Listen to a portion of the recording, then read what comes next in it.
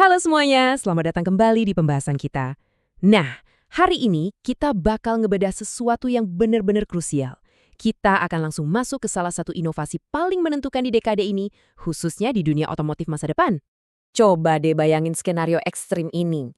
Gimana kalau sebuah paku baja yang super tebal dan tajam tiba-tiba menusuk dan menembus baterai mobil listrik dengan sangat keras? Ngeri kan? Buat banyak orang ini adalah mimpi buruk. Ketakutan terbesar dari punya EV itu ya ancaman thermal runaway, sebuah kondisi di mana suhu baterai melonjak drastis yang ujung-ujungnya bisa bikin baterai meledak dan terbakar hebat. Tapi coba perhatikan baik-baik, saat tes tusuk paku ekstrim ini dilakukan pada blade battery dari BYD, kejutannya luar biasa. Tusukan brutal itu ternyata menghasilkan sesuatu yang benar-benar di luar dugaan.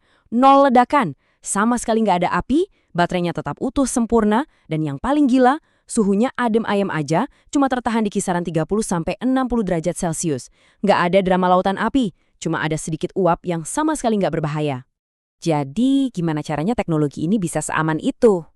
Di penjelasan materi kali ini, kita bakal kupas tuntas sains di baliknya. Mulai dari ujian ekstrim anti-thermal runaway, terus kita masuk ke revolusi arsitektur baterainya, gimana implementasi nyatanya di mobil keluarga hari ini, efeknya buat ekosistem EV di Indonesia, sampai ke masa depannya yaitu daur ulang.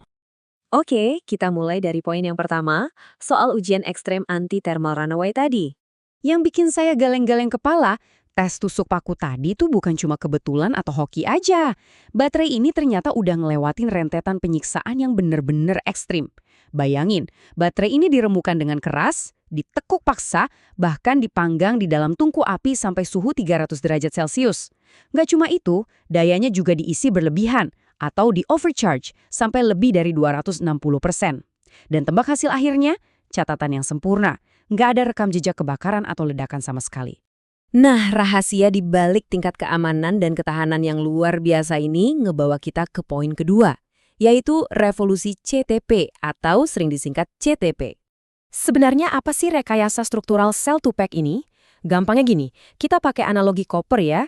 Kalau baterai tradisional itu ibarat koper yang di dalamnya masih diisi lagi sama kotak-kotak kecil atau modul perantara, yang otomatis makan banyak tempat. Nah, CTP ini membuang kotak-kotak perantara itu. Jadi, sel-sel baterai yang super tipis langsung disusun dan dikemas ke dalam wadah utama baterainya. Benar-benar efisien.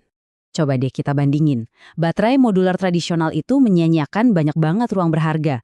Dan pastinya nambah bobot gara-gara ada cangkang modul perantara yang tebal. Beda banget sama blade battery yang pakai arsitektur CTP ini. Desain selnya itu pipih, ramping, dan disusun sangat rapat, nempel berdampingan satu sama lain. Intinya, secara arsitektur, teknologi ini sukses memotong jalur si perantara tadi. Dan efek dari meniadakan modul perantara itu berujung pada satu angka ajaib ini. 50%. Ya, dengan menata sel pipih ini secara rapat, rekayasa struktural ini berhasil menghemat ruang secara masif hingga 50%. Ini benar-benar merevolusi yang namanya densitas energi. Artinya, di ukuran ruang fisik yang sama, kita bisa nyimpan daya baterai yang jauh-jauh lebih besar. Terus, gimana prakteknya di dunia nyata? Kita masuk ke bagian ketiga. Implementasinya di kendaraan yang udah ada, yaitu BYD M6.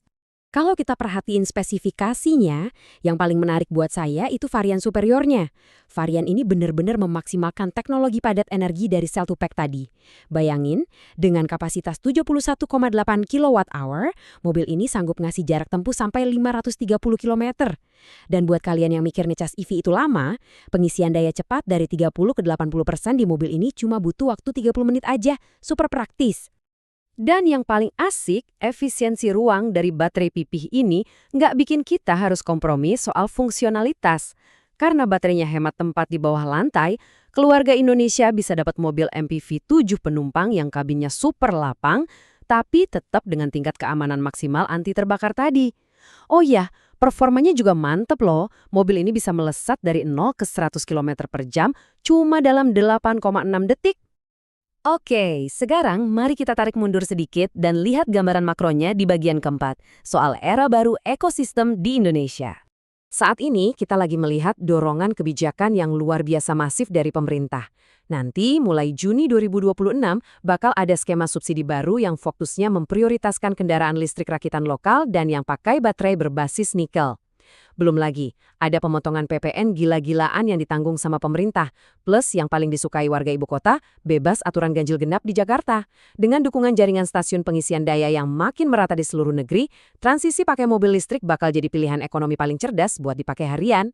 Tapi pasti ada di antara kalian yang mikir, terus gimana kalau baterai canggih ini udah rusak atau habis umur pakainya?